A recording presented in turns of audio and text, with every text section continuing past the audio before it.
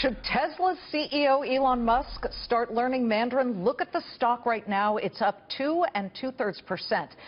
And why am I asking that question? Well, he might need to, especially after China's tech giant Tencent took a 5% passive stake in Tesla for $1.78 billion. The electric car company is on fire right now. It's the biggest gainer on the NASDAQ, and the NASDAQ is charging ahead.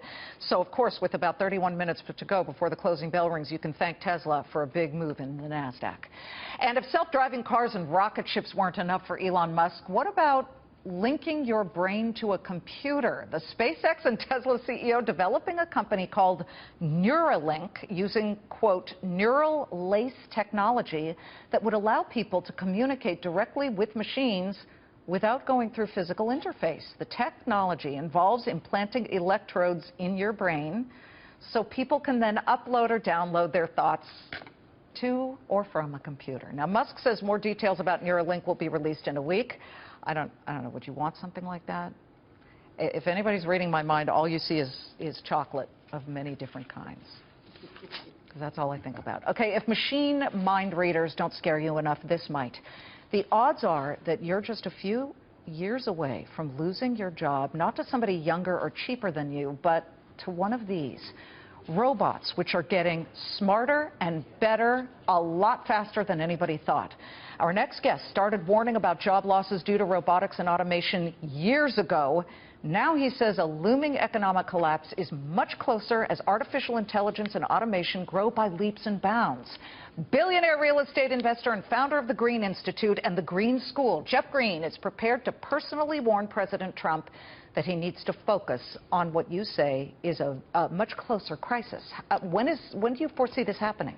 Well, it's interesting, Liz. I think that what globalization did to the blue-collar workforce in manufacturing over 40 years, AI, machine learning, robotics, big data is going to do to the white-collar workforce in the next 5 to 7 years. It's interesting. Just yesterday, I was reading a Price Waterhouse study, I don't know if you saw it, that came out that indicated that 38% of all jobs today will be automated and disappear within 15 years. So I'm not the only one saying this. Right. Now. In fact, we did read it, and we had it as an element to put up on the screen because it's a very stark number. But you and I go back about, what, 7, 8 years? Yes. I think about 6 years ago, you started telling me, Liz, watch out, whether it's self-driving vehicles or, you know, because they were in such an early stage, people are going to lose jobs en masse. What do you foresee is the industry that will be hurt the most? Well, you know, I think it's going to be all the kinds of service jobs. I mean, I just had lunch at a very fancy restaurant today, so I got the menu and all the items were, you know, with these weird descriptions. I was thinking, wouldn't it be so much better if I could just have an iPad, I could look at the actual picture of the dish, I could see how many calories, how many grams of fat, all the ingredients, and I could then, just like when you go online on Amazon, I could push a button and say, I'd like to see, rate them from most popular to least popular. Why am I having a waiter standing there writing things down, going to the kitchen? And so that job already is much better done by AI. You know, we have a problem in West Palm Beach where I live. There was a problem of traffic. And so they said, well, we need to get machine vision cameras at all the intersections to use algorithms to direct the traffic. It wasn't long ago till we would say, let's get a policeman standing there directing traffic. And then what's happening is, if you just think at almost everything you do, it will soon be better done by artificial intelligence or a machine. Well, look, way back in 1930, John Maynard Keynes had written something about our grandchildren. I think it was called Economic Possibilities for Our Grandchildren. He predicted that because of machines, we'd only have 15-hour work weeks. But how are people going to survive on something like that? We've got viewers right now worrying, is my job going away? What would you say to them? Well, look, I mean, look, I'm having this conference, as you know, next week, and we're having a world-class group of thinkers. I mean, Ray Kurzweil and Larry Summers and Tom Friedman and Arnie Duncan and, you know, David Cameron's coming from the UK to talk about Brexit.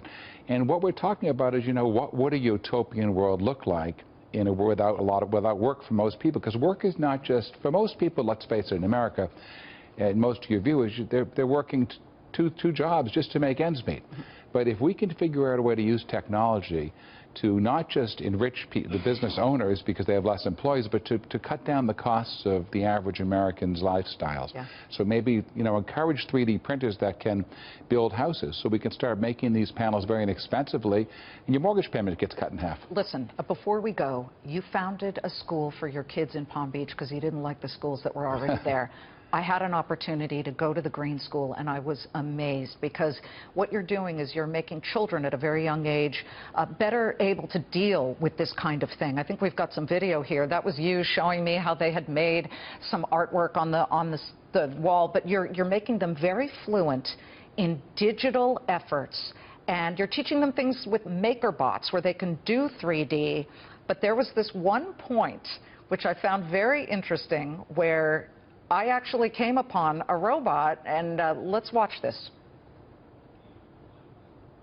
Who's this? Peter?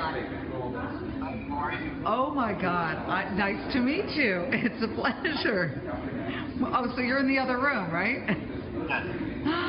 Look at this, oh my God. That was a teacher who was in a different part of the building. He can be in two places at once and answer kids' questions while he's working at his desk, etc. But are you for or against robots? You're using them now. Well, look, we have to embrace technology. What you saw there was if a child's at home, they can basically log on, and when they're sick at home, still move the robot into their classroom and not miss a day of school. And that's it. Look, we need to embrace technology. It's not going to go away. We have to live with it. We have to love it. And we have to just understand what are the negatives, what are the positives, and make sure that the positives work for everyone and the negatives avoid the consequences. Jeff Greene, thank you so much. Always a pleasure to be here. Congratulations. Thank you. He's a real thinker here. Billionaire Jeff Greene, the investor in real estate.